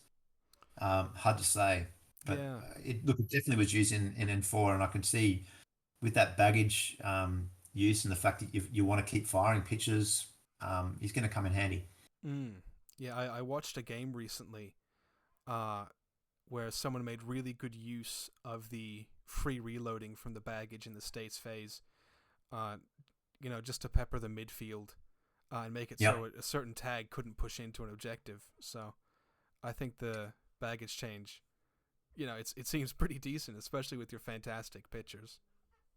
Yeah, and you might also find use for it with if you've got the Monstrucker sitting in the back line with that AP Mm, turret, and very true. you just want to keep using that irregular order to keep putting turrets out and pushing an opponent back. That there's definitely play there. All right, well, let's take a look at the Armbot Bulleteers. They've had a bit of a change with the heavy shotgun now getting +1 burst, sort of making up for that template, like I mentioned earlier with the brawlers. You Yeah. spoke pretty highly of these guys earlier. Where do you see the use case for them? Yeah, I think they've still got a lot of play. Mimetism, if anything, is very much a stronger skill because of the albedo changes. Mm, Um, having a repeater unit there that can wants to push forward. The fact you can duo them with, bring a Spitfire and a heavy shotgun +1 burst. They're kind of covering the range bands they need. Um, Downside is, yeah, it's that big base again, having two mm. 55 mil bases moving up the board. On some of the denser tables might be a bit more of a challenge. But yeah, as a duo, I think they're pretty aggressive. Yeah, I mean, they carry their own repeater, so you can Evo them from anywhere on the Yeah, table. I yeah, think you mentioned, BS-15 and MIM-6. That's sort of the upper echelon of gunfighting you have access to in the sectorial. yep, I was a bit skeptical about just a pure bulleteer duo when you first brought it up for the lack of specialist. But, I can see you really bullying something with heavy armor, sort of to get their head down with the Spitfire, then run in with a yep, burst 4 heavy shotgun, which, you can marksmanship if you really want to. There's not a whole lot of eggs that's not going to crack. yeah. And they having that repeater, you're probably taking the Druze killer hacker, so Mm, it's bringing its own hacking defense in a way. That's usually where what sort of stops them is them getting bricked. So having their killer hacker floating around just to um, blast Trinity blast anything that's sort of lurking in the midfield and trying to shut them down can be handy. mm. Yeah, no, I really want to try this duo actually. The burst 4 heavy shotgun. I mean, Yeah, that sounds really fun. Sorry, damage PS-15, PS5, uh, yeah, AP, very cool. And speaking of very cool, we've got the Peacemakers, who have a few new profiles. You've got this BS attack +1 burst profiles, and they've also picked up Pulsars to sort of replace that template. But the most exciting one for me is this new point .5 Swick profile, the Oxbot 3B, which is a mine layer. yeah. It's a really interesting one. I know a lot of Pano players are really looking at it with interest. It's got some interesting shell game possibilities there. If you're bringing along a Hunter Cut, which I think you probably lean into, Mm, maybe if you bring in the Mine Layer Liberto, you can spam a few tokens out and also give yourself a bit of a sort of buffer defense again of people coming down on that sort of those weaker backline units. mm, Um, I use them a bit in N4, and then when they got the points adjustment, yeah. I did stop using them. Mm. Yeah, I don't know. It's a hard one here. Yeah. Yeah, I mean, I talked with some other Druze players in N4 where that points readjustment on the arm bots, really did hamper their usage. Mm. Uh, I think it's quite nice to have that repeater. Heavy shotgun and pulsar means that nothing is really going to want to try and walk past you. Uh, Yeah. as a Pano tragic, I have put these guys on the table. And one thing that's Hmm. interesting to note is that it's not the Peacemaker that has the mine layer, it's the Oxbot. So what you Mm. can do is put up that Peacemaker, put the Oxbot 8 inches to the side of that, and then the mine 8 inches to the side of that to actually make a Yeah. fairly substantial net across that 8-inch line. Yeah. See, And I quite if like I'm, these guys. yeah, I think you're right. There's definitely some possibility there. I think also, am I right? They've picked up Mim Neg 3 in N5. Yeah, that's right. Yeah, they have picked up Mimneg 3. Yeah. So they're definitely starting to look a bit more like the gunfighter you want them to be. At 24 points and half a swick, yeah, that second profile seems where it's at. Mm. And you can also you can do that sort of wide net, or you can do a layering where you sort of go, present the mind, present the Oxbot, present the Peacemaker. That's two Yeah. things a unit has to go through before they can. Yeah, that's two things and a repeater a unit has to go through before they hit the thing generating the order as well. Um, Hmm. Hmm. you won't be getting the full usage out of that forward deployment if you layer that way, but I think it's definitely a way to play them that could be pretty beneficial. Yeah. We have lost the Spitfire profile, but did you ever use that one? No, I didn't. No, I think it was always overshadowed by the Bulleteer. Yeah, Um, yeah. I mean, I think CB probably looked at the usage stats uh, yeah. in the negative, if that's even possible, and Yeah. just got rid of them, which is okay. All right, the Hunsacut. I'm gonna have to admit, I've never used these guys before at all, so I might Oh leave these wow. ones to you. I love the Hansacut. I think it's a great unit. The 15 point Fort Observer is really, really good for bringing a Whip 14 camo infiltration specialist to the table. Um, in a mission where you need someone to be pressing buttons, the Mm. Hunter Cut's going to do it. It's got decharges as well, which can be handy. Um, they're I think they're a little bit cheaper, and they're not impacted by the shotgun changes because they've picked up that boarding pistol, so they can do some interesting midfield hunting if you need them to.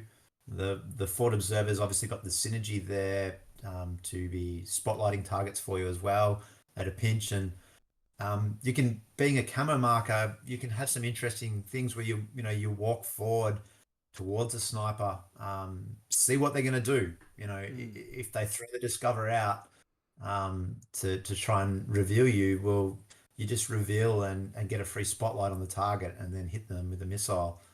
I've done that a few times, and yeah, if the opponent sort of holds, well, you just bring the shotgun closer and closer to them. Mm. They're impacted by the irregular order there, but it's probably a unit you will use even if it's in your second smaller combat group. It's not going to be hard to spend a few orders on it every turn if the mission calls for it.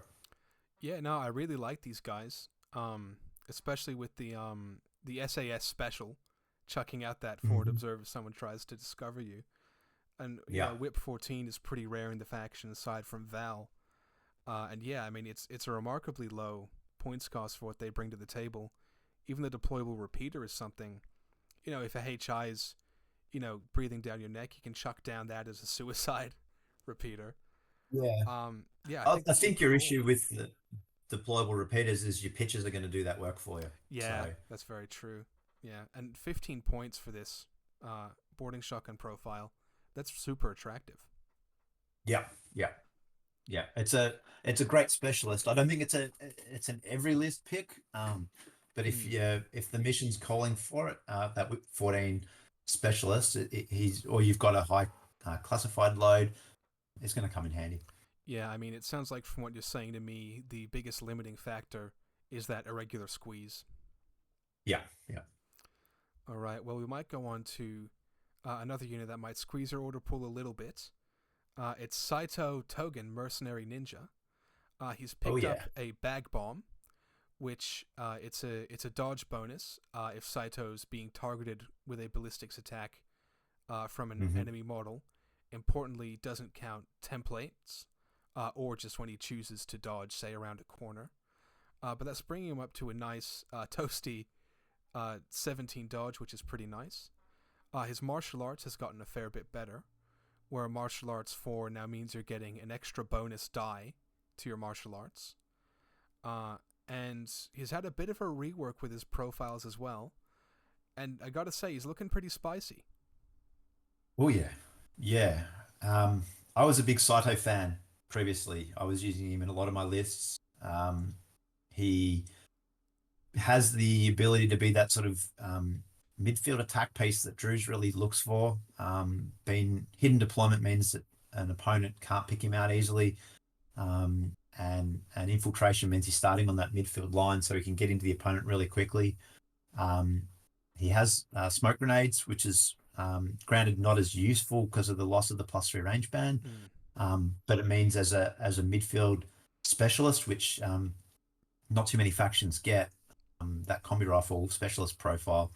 Yeah, he can be a really handy button pusher. But importantly, as a camo marker, got the glow up to martial arts level 2, so he's hitting a target twice with surprise attack at CC 27, most likely. Mm.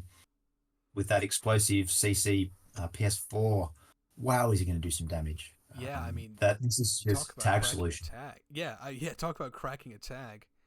Um, Mm. the specialist operative profile. It's the one you saw most often, and it was a Druze only profile, which was pretty exciting. Does the Yeah. T2 boarding shotgun shift your eye any, or are you still sticking with that spec op? Look, I think the T2 boarding shotgun, it's a really good weapon. BS11s is not the best gunfighter. Mm. You you probably find here um, that shotgun would tend me towards leaning into taking out targets that are more middling priced.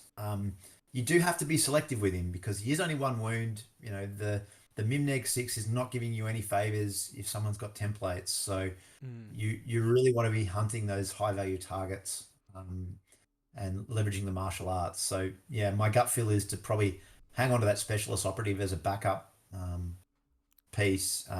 Brings the decharges as well. It's a character, so he's got a little bit of classified play if you need it. And being that forward specialist can help with that. And then yeah, focus him on really targeting enemy tags. Mm.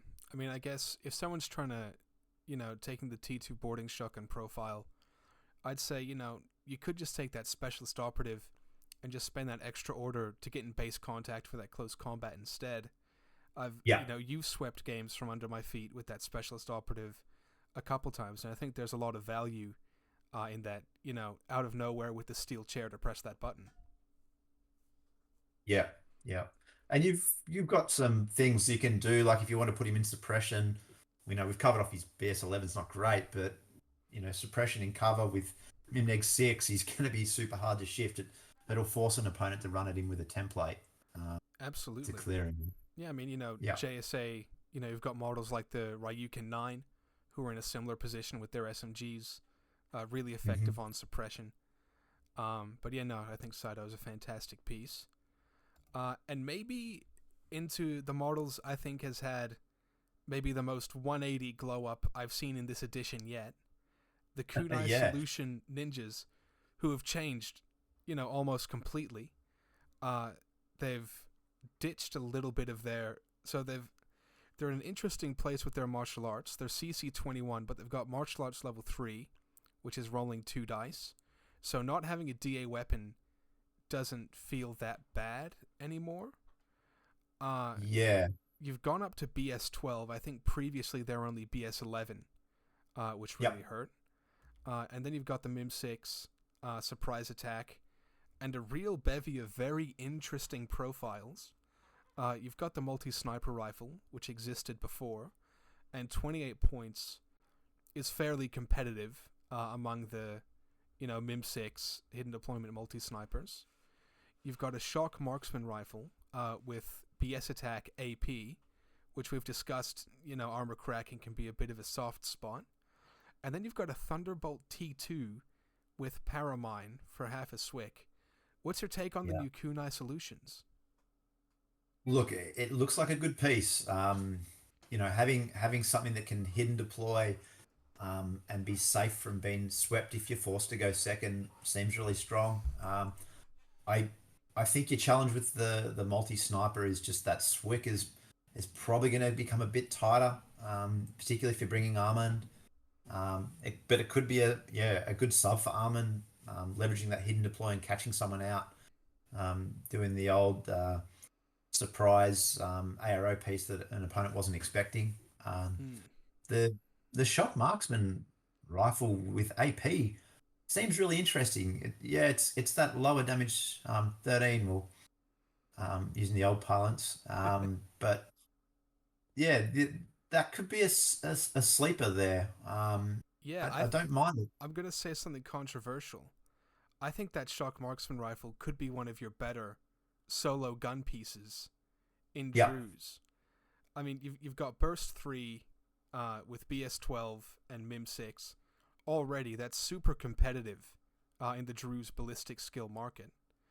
Uh, yeah, AP is pretty valuable. Yes, you're only damage 13, but yeah, shooting at something, let's say that has 3 armor, you're already effectively damage 14 at that point.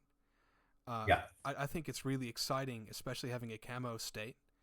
Hmm. And if they don't see it coming, you can very easily, get a walk out of him, even if someone chucks out a discover against him, which they might not because they could be afraid of that T2 Thunderbolt.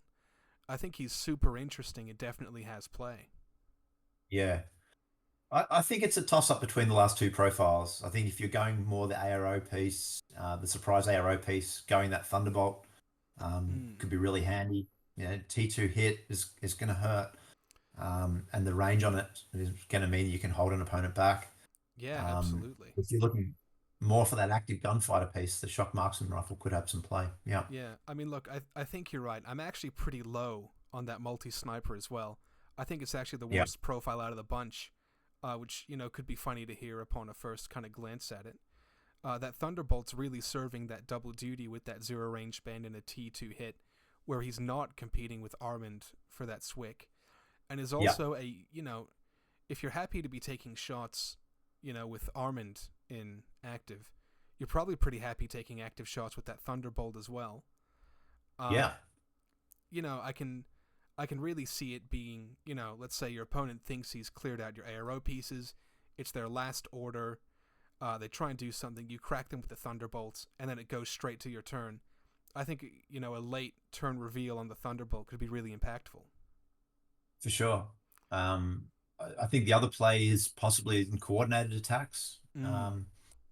Using maybe your TR bot, Armand, and the Ninja, if that's what you've got, with the Thunderbolt to put a real hail of shots into a target. That could be a good way of dealing with a Grenzer or something like that. Yeah, definitely. I mean, I think one of the themes in N4 with Druze was, if we hit, we're gonna hit you hard, and I think that's really been furthered in N5 with the new kunai and the changes to the Yeah, contenders. I think yeah, yeah, I for think sure. this is one of the coolest profiles to come out of N5 in terms of kind of the mercenary factions. Uh, and I'm no longer maligning the Kunai Solutions blister I picked up at our most recent tournament. Very cool profile. All right, well, we'll move on to the Zellenkrieger, who also hasn't changed at all from N4. Yeah. I take it these were your sort of main warband choices in N4? No, Oh, no, they okay. weren't.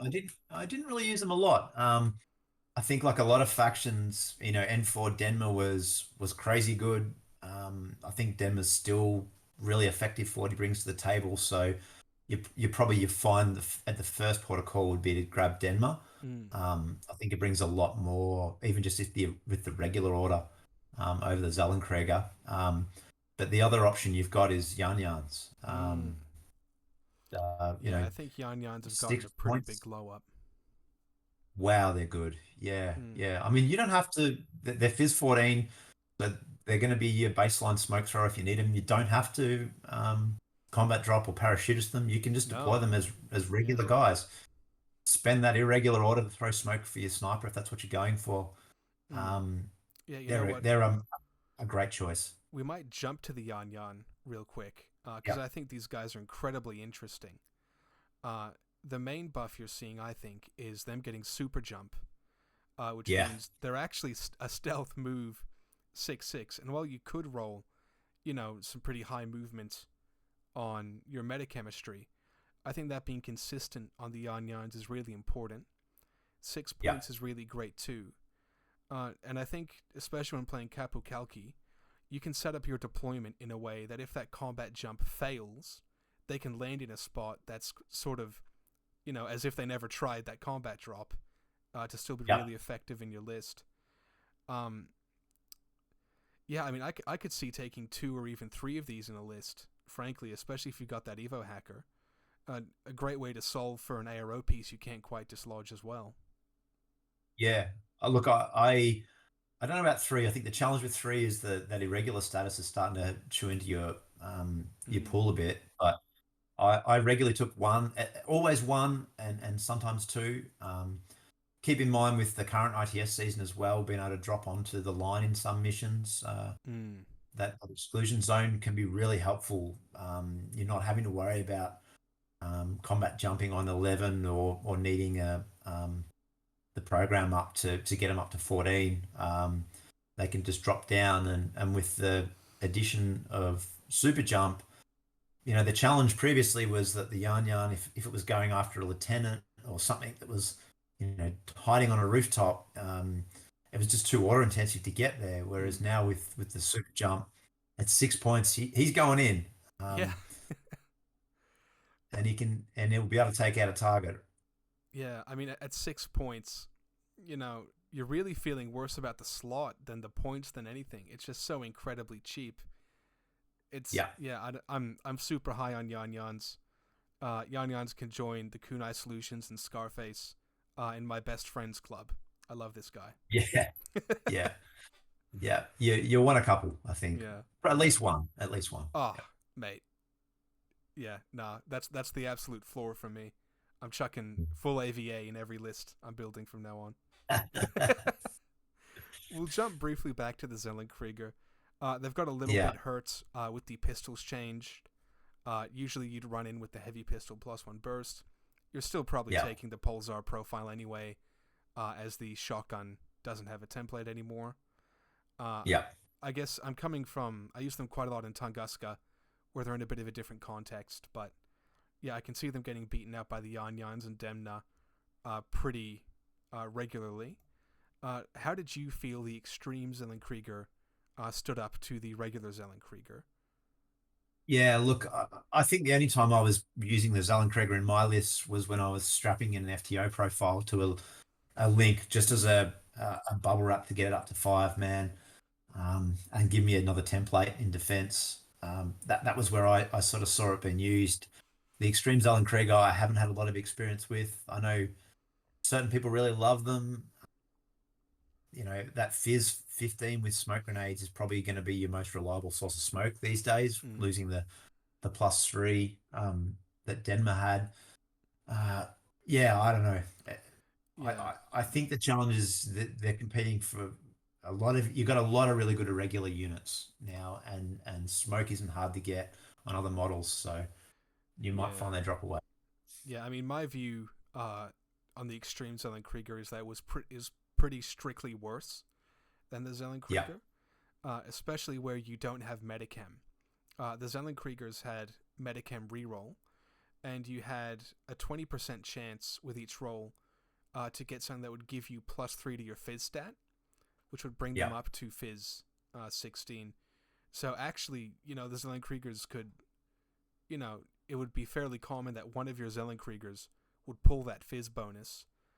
It wasn't necessarily uncommon even for both of them to pull a Fizz bonus. yeah, And I think you've got a lot more irregular pressure here than, maybe I would have in Tunguska. Uh, yeah, so, yeah, and even in Tunguska, it was like, okay, well, I've taken both Zellenkriegers and Demna. Maybe it's an anti-material mission, but yeah, I don't know. I don't really see the extreme having a place, especially in Druze. no, All right, Wolfgang Amadeus Wolf. Every day I wake up and cry my black little heart out that they took this guy out of Corregidor, because he's looking really cool. He's picked up BS attack, continuous damage, as well as immunity arm, which is sort of the new total immune. They've denested it. Immunity arm now just means if you're getting hit by something that would affect your armor, you ignore any ammo types, such as explosive. But if you're getting hit on your BTS, it's not going to do anything for you, so you can still get flash and that sort of thing. His martial arts level 3 means he's rolling 2 dice, And then otherwise, his profile and points haven't changed a whole lot. But what do you think about Wolfgang? Yeah, look, I think he's in an interesting space. He's definitely received the some benefits in N5. You know, the fact that you're going face to face on Berserk with the 28 and two dice Mm, means, you know, he's gonna be hitting a lot of targets. The immunity arm makes him a little bit more resilient. And look, he was always great with the multi rifle plus one burst. The fact he's picked up continuous damage on that multi rifle, giving you AP damage. He's got the ability to really do some ranged output. And if an opponent is trying to hold him back or hide from him, he can push forward and then berserk into them and take them out. mm, It's pretty handy. Yeah, look, I didn't use him a lot in N4. I think the challenge with him is not being Druze keyworded, made him a little bit less useful. So mm. you're going to be really a question of either do you want to use him as a solo piece? Probably not. What can he wildcard with? Is it maybe worth wildcarding him with a something like a bulleteer to push forward? Or is Yeah, it, you know, you're duplicating that sort of mid-range attack piece? Um, yeah, it'll be interesting. yeah. I mean, I used him quite a lot in Krigador, and would just put together a quick Harris of say Wolfgang, Valyria, and a Jaguar to get Yeah, just to deliver Wolfgang because once he got somewhere, he was able to fuck it up pretty heavily. yeah, You had a Jaguar to kind of have that smoke and then some kind of specialist. I could see you doing something like I don't know, maybe Wolfgang, a brawler, doctor, and then Valera, or something yeah, like that. Just as a quick Harris. Um, he has picked up a bit of extra move. He used to be 4-4, now he's 6-2. yeah, I think yeah, that's a pretty impactful change. Um, I think it'll sort of come down to how much pressure do you feel in your, duo and Harris slots. Uh, I think if there's space for him to sort of wedge with something toolboxy, he's pretty nice, especially as a multi-wound model with armor cracking. And yeah, he's relatively quick as well. I could see him being the one you send in after you get heads down with a guided strategy or something like that. Uh, yeah, he's got frenzy, which I don't think matters as much on him as it does on a lot of other models. Frenzy's no no, longer suppressed by link teams, and while that's really hurt a faction like MO, I think by the time Wolfgang's procced that frenzy, he's probably either done his job or he's dead. So yeah. Uh, am I right? He did have NWI previously. no, he had the full two wounds. He was always chonky Oh, lad. okay. Um, Yeah. All right. yeah, and he was also with that Berserk +3. You probably and a para -6. You probably feel pretty safe actually berserking him into a fellow Yeah. CC specialist. You're rolling two dice. Your opponent's at -9. You're at you're at +8. Yeah. You're kicking their ass probably. Yeah. Yeah. Look, it's definitely. Yeah. I think whether or not he's got the odds, I'd have to run the numbers on it to see how he'd go into a more Mm, dedicated CC unit. mm, But yeah, look, I think he's got a lot of play. He's a serious contender. It's going to come down to whether you feel like you can link him effectively, whether you really, even really want to. mm, I think you're right. Having something like maybe linking him with Denmar and maybe a brawler doctor mm. could be an interesting piece. It keeps it really cheap. Denver wants to get forward anyway. You've already spoiled one of my Shark Tank propositions Right, to you. sorry. But no, I think that's a super cool link. Demna Yeah. being able to berserk alongside Wolfgang is really cool. Mm. Wolfgang's got that extra wound, so he's not really at fear of your opponent going, okay, well, I'll take that free hit into Wolfgang. And that's Mhm. going to be a big berserk from Demna. Yeah, yeah. And speaking of the demon, uh, as he's known here in the Melbourne community, Cum Gutters Connolly, uh, yeah, I mean, he hasn't changed at all, but I don't think anyone cares. Yeah, look, he is a little weaker. Yeah, I think the he's lost that +3 range ban on the smoke grenades, which meant when he got that beautiful metachem roll, he was Mm. smoking on 20s. That's not going to happen anymore. Baby has truly The, dropped his rattle out of the crib.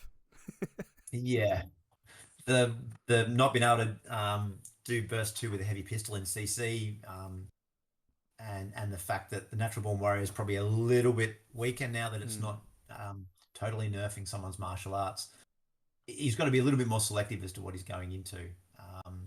The berserk meant being a face to face thing. Look, for him, it's probably not as big a deal.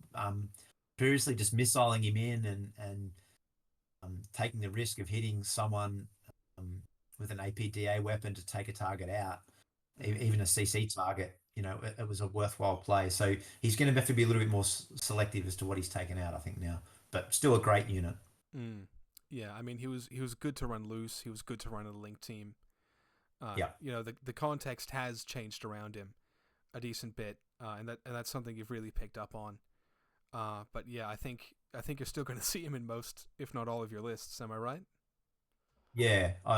For 12 points for regular order, worst case, what he's doing really is he's floating around, throwing smoke for your MSV units, Mm. throwing smoke to allow other people to push forward, and then being that unit that if someone comes in with a tag or something like that, they've got to respect him. Mm. Yeah, absolutely. All right. Well, we've already taken a look at the Yan Yan, and that sort of Yeah. brought us to the end of the overview of the faction. How do you feel like Druze is sitting overall compared to N4? How do you feel they're sitting kind of with the other factions? Where do you think Druze is at? I think Drew's has done pretty well. You know, the the challenges are still there in a sense of they do tend to crumple. I don't know that you're getting a lot of more resilient units out of it. Mm. So you do have to be mindful of that. I think their guided game has really kept pace, if not gotten stronger. Um, and they've picked up a few sort of quality of life improvements for a few key units. So um, you'll they're still probably in that C class. I think was where Rob Shepherd put it on his Mm. rating. I'm inclined to probably agree. I don't think they're a top tier faction, but they've probably got a lot more tools now. And I'm really interested to see where they go. The fact of just taking duo spam because they've got such broad keywords, you're going to find you're going to be able to put quite a lot of links on the table that are going to be relatively efficient, Mm. and still effective gunfighters. Um, You know, that might give them a bit more yeah. staying power. I mean, the vibe I'm getting before, when I played Druze a little bit, I sort of felt, that they were kind of a points army. I was really hurting, trying to squish enough with the points. Do you think now Yeah, maybe slots might be your bigger limiting factor? yeah. And Mm. watching for that irregular order piece, there's got a lot of great irregular orders that are competing for space. So um, yeah, not going overboard and taking all of them, I think is going to be key. You've just got to make sure you're getting the balance there, keeping those regular orders in place, Mm. and making sure you've got the right units to be able to hold an opponent back. Yeah, I still don't know what they're really doing against something like a Seraph. Uh, they're going to have that hacking suppression to try and Mm. hold it back. Yeah. That's probably where your danger lies. But if you're going that hacking density, as we said before, and you've got the repeaters everywhere, you've got a chance of being able to jam it up. Mm. I mean, you've definitely got some good ablative defensive options. With that Yeah, hidden deployed T2 Thunderbolt or that Bulleteer Mine Layer who can really make things difficult and, just buy you that first turn. But, yeah, I think Druze looks like it's gotten a bit of a facelift, but, it's still kept a lot of its character. To some extent, you wouldn't want Druze to be an S tier faction. no, It's very characterful. It's something you can play as a fun challenge to yourself, help build your fundamentals. Um, yeah, and yeah, I think Druze is fantastic. And before we sign off, I'm going to have to enter you into my Infinity N5 Shark Tank, where I'm going to give to you my top three links for Druze, and I want you to tell me if you're in or out. My first one sure, is going to be, I think maybe the juiciest duo I found, a brawler multi sniper MSV2 linked with a Druze killer hacker. So they're a duo. They're a pure duo.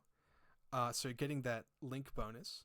That brawler MSV2, it can just sit and sort of float around the back of your DZ, do some smoke shooting on the active, sitting next to a baggage bot, and you can just keep that killer hacker sending pictures down the road. I'm looking for a Yeah. $40,000 investment for a 2% stake. Yeah. Look, I think that's a great combination. Your probably only downside is they're both active turn pieces, so picking which one's going to have its head up. But yeah, I can definitely see that. That's a really great duo. That's going to do a lot of work. Um, yeah, for sure. All right, this is already going better than Tristan, who laughed me out of the room with my first one. Uh, Next up, I have for you is we talked about it briefly before Wolfgang Amadeus Wolf, Demna Colony, and a brawler doctor. Like I said before, I think Wolfgang's incredibly solid. You know, if he gets into that decent range form, he's going to melt whatever he hits. Really impressively, you can berserk Wolfgang and Demna into the same unit, giving Wolfgang a 3 die berserk +3. And Yeah. look, if someone, let's say they put that extra hit on Demna and knock him down, you've got that brawler doctor there to back them up. Yeah. Look, I love it. I don't know if the Doctor works with Denma. I think Denma's structure from memory. Actually, I think you might be right. Yeah, he is structure. That's correct. Yeah. Yeah. So, but look, don't let that take you down. Okay, well, you could I take the think you're right. engineer. You could, I'll scratch out on my sheet and write brawler engineer. That could be a change. Yeah. The Look, company I could think it's a good change. unit. You're not you're maybe the play there at the risk of pushing the points out is you take the the doctor and the engineer and give yourself the double pure keyword to give Wolfgang 5 dice on the attack. That could be where you're sitting, but you're starting to get up there in points. That's like what 80 point 4-man core at that point. So Yeah, and you're yeah, taking up your core slot as well, which you might want to yeah, reserve to bump that ballistic skill up. yeah, yeah. Okay, well maybe that one's going to collapse, but I'm still taking you as in for my ego. For And sure. the last one we have is going to be Tawoo with the contender and not a brawler, a digger. So as we said before, Tawoo's got a pretty decent burst 4 contender and a pure link. He's also a Yeah, specialist operative, which is a factor I yeah, think is somewhat underutilized on his profile. A lot of these duos you're going to be straying away from ones potentially that don't have that specialist in it. And if you're looking at wanting to take something multi wounds to buff up your pieces, the digger, it's not a specialist, so you can't really link it with something with a longer range. But Tawoo complements its bands perfectly.